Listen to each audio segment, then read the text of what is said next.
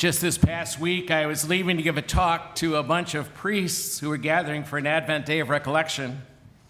As I was leaving the CSC, I could not find my keys anywhere. It was getting closer and closer to the time I knew I needed to leave to get there in time for the talk, and I was frantic, which makes it even harder to find. I looked everywhere.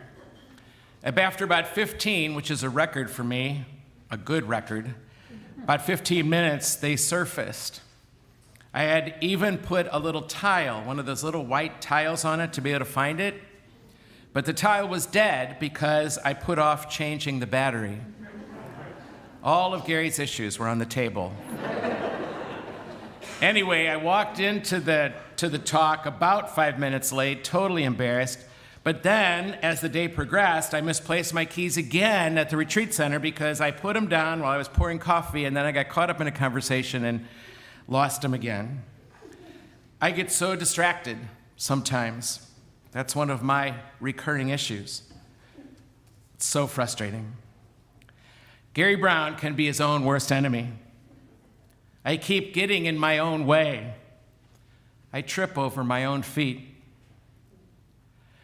Over all the Advents I've preached, and that'd be about 45 now, I often preached about the obstacles on the road to God. But those obstacles have mostly been about roadblocks, obstacles the culture puts in our way, or someone else, or even my own church puts in front of me.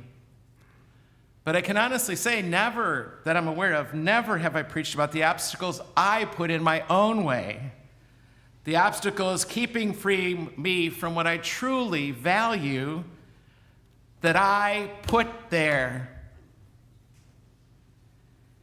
If you're ever going to be creative, if you're ever going to succeed, if you're ever going to ask that guy or girl out on a date or succeed at an interview for a job, you and I both know we've got to get out of our own way. It's about the most important thing we could do in those moments. All you have to do is get out of your own way, right?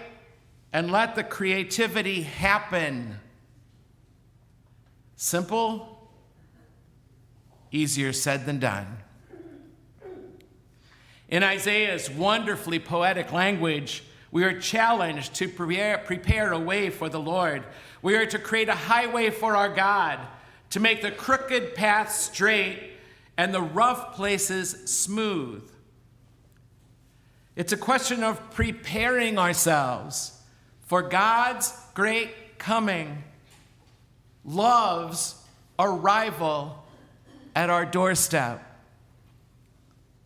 Yet, we are too often our own worst obstacles. We often trip over ourselves with even the best of intentions. I don't know if you're aware, but the Latin word for foot is pes. The plural is pedes, from which we get pedestrian, pedestal, pedicure, pediment. A professor told me recently that when the Roman legions marched over the hill and dale to conquer whatever country they happened to be in, they kept tripping over their own luggage. So the Latin word for baggage came to be impedimenta, what blocks, what overlaps the feet.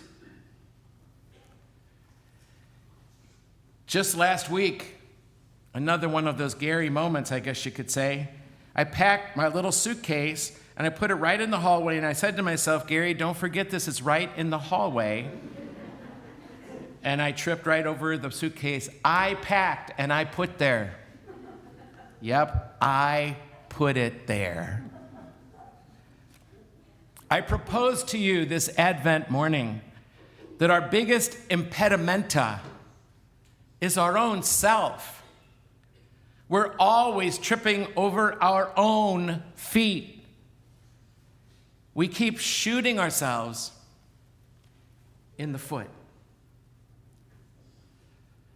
The best way we can prepare a way for the Lord is to begin to identify, to be conscious of those impedimenta, those impediments, what it is that keeps us from making progress in our spiritual lives, from closer union with Yeshua, Jesus the Lord.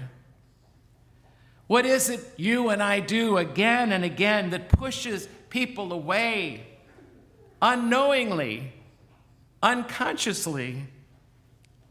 And then to consider how we might develop a strategy to overcome those impediments that we put there today, not tomorrow, but today.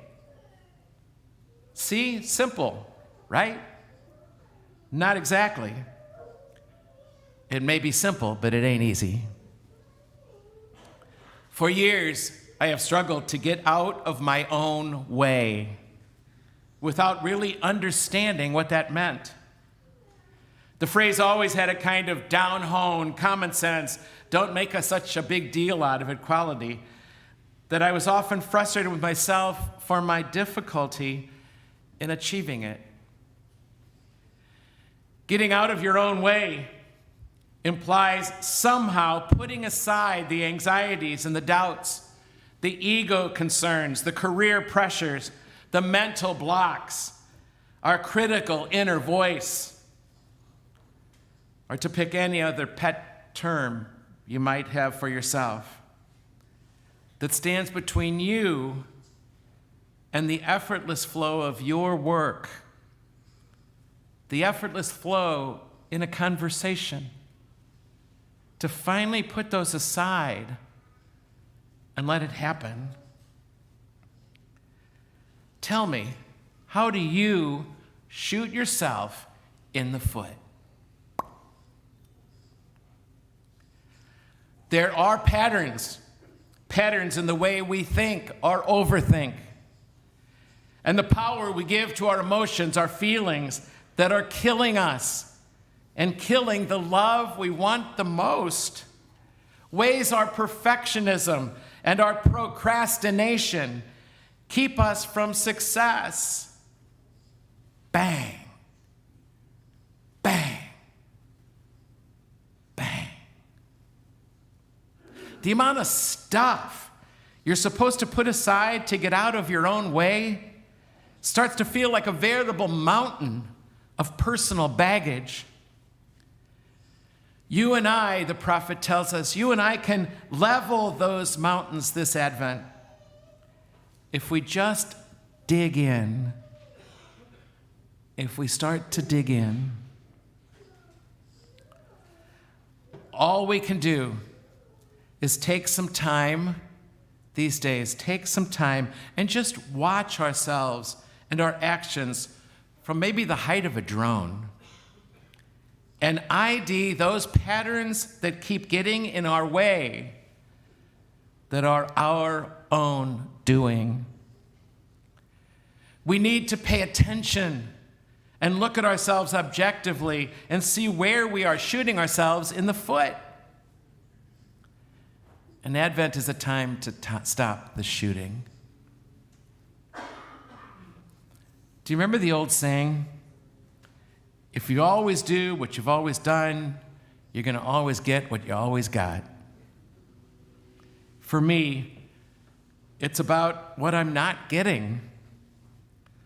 The very thing I want to happen in my life makes it impossible to get because of the way I keep going about getting it. If there are repeated patterns of behavior that keep haunting you, if you want something to happen in your life or career or as a student or in your marriages or friendships, what are those they call those recurring issues? Now's the time to go for a long walk and think about your life. Advent is the perfect time for this. The perfect time to dig in. I don't know about you, but I could not think of a sadder way to die when that day comes.